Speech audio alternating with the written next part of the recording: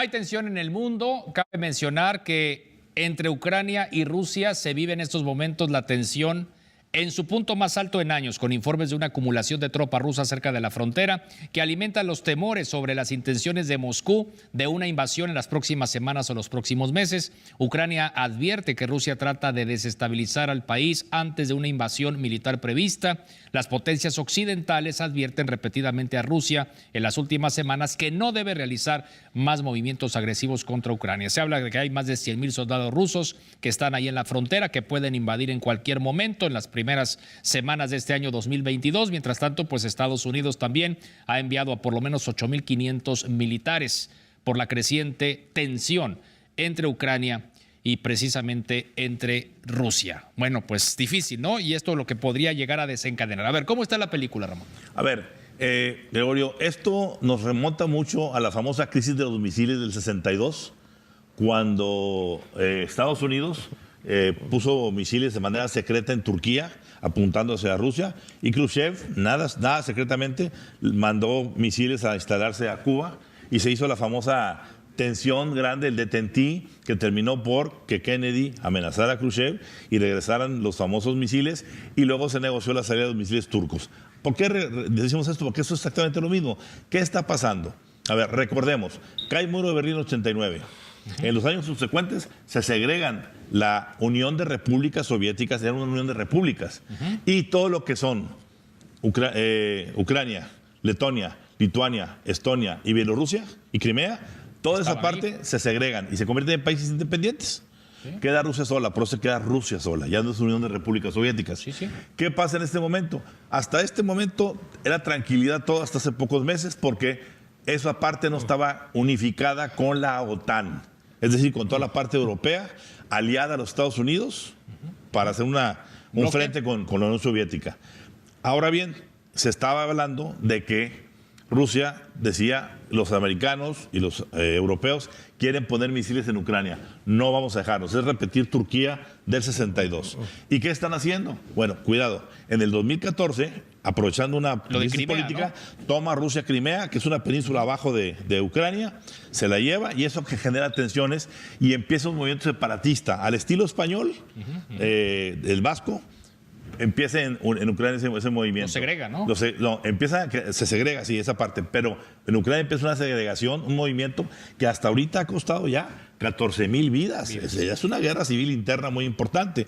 ¿Qué es lo que estamos esperando ahorita? El problema que existe hoy es que, muy inteligentemente, Rusia, con su tendido del gas, que surte a toda Europa, está colocando en un predicamento muy serio a los países europeos. ¿Por qué? Porque Alemania dice, no le puedo entrar porque me pueden cortar el gas. 40% del gas. Igual le pasa a Francia. Entonces, la tensión está muy fuerte, y después de la pandemia, esto es lo peor que hoy le puede pasar al mundo. Claro, que se desatara un conflicto mayor. Salvador. Sí, pues es parecido. Putin, de hecho, seguido nos ha estado mojando la oreja últimamente, recordándonos que los gringos se llevaron una buena parte de nuestro territorio.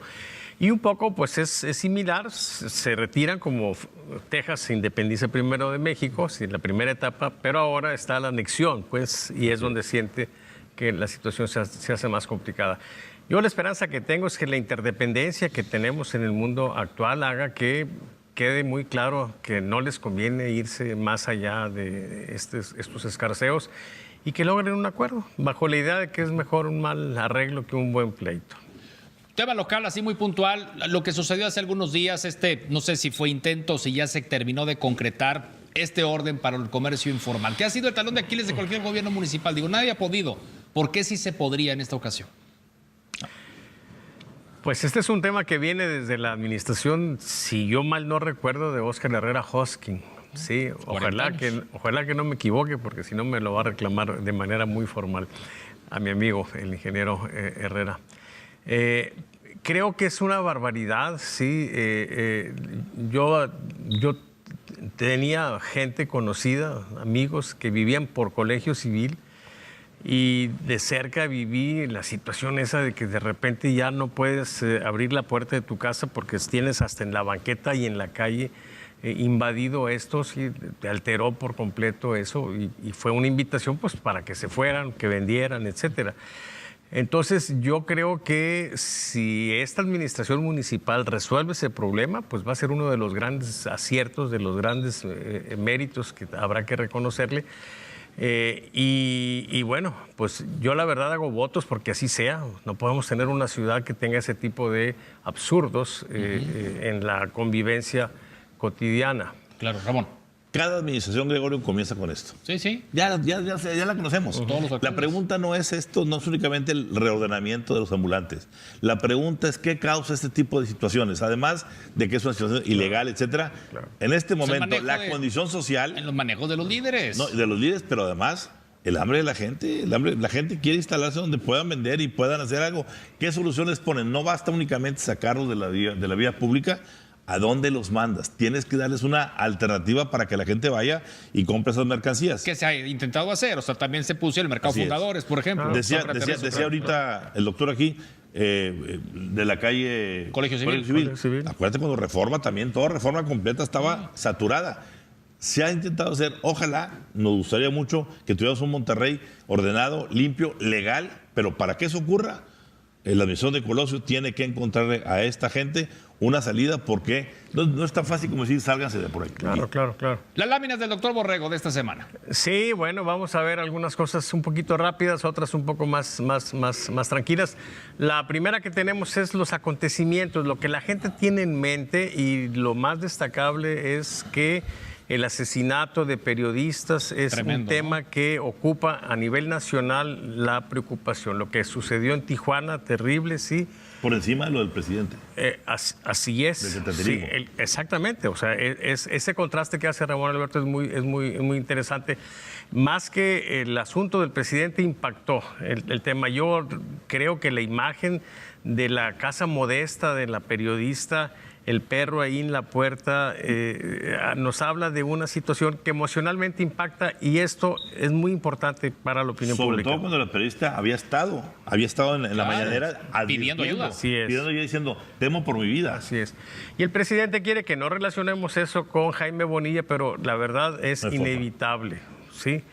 El segundo punto es que Marcelo Ebrard le toma distancia a Luis Donaldo Colosio. La semana pasada los teníamos empatados, es interesante. Si vemos la siguiente, vemos cómo también Claudia Sheinbaum le toma ventaja a Luis Donaldo Colosio, se despega.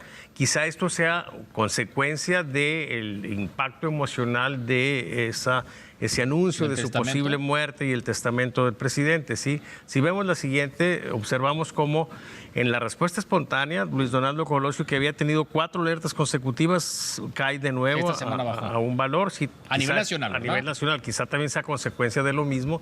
Y si vemos la siguiente, vemos cómo en el tema de la revocación del mandato, son 25 mediciones que hemos hecho desde agosto del año pasado hasta el lunes pasado. En ninguna hay ni siquiera un asomo de que la gente quiera que el presidente no esté. Si vemos la siguiente, vemos que también en el caso de la gente que quiere que renuncie, también es muy estable. Y la siguiente nos da un resumen que nos habla de que el 74.5%, o sea, 3/4 partes de la población no quiere que se vaya. Entonces es un absurdo la consulta. Remate, licenciado. A ver, no dejemos de ver estos próximos días toda esta llegada de los 2,000 efectivos de Fuerza Civil y militares, etcétera, al área metropolitana de Monterrey, en donde va a haber un doble juego, porque en base a lo que tú has estado informando aquí de la incremento de la inseguridad, va a haber operativos muy importantes. Aquí la parte política juega muy curioso, porque si vimos la foto de hoy, no está presente en el acto el gobernador Samuel, no estuvo. A pesar de ser un acto muy importante, miles de efectivos, algo que se reclamaba. Sí está Aldo Fassi, por ejemplo, hay otros, está el procurador, el fiscal, pero está Donaldo al centro y todos los demás alcaldes atrás. Hay un juego político muy curioso que habrá que observar. Gracias, señores, como siempre.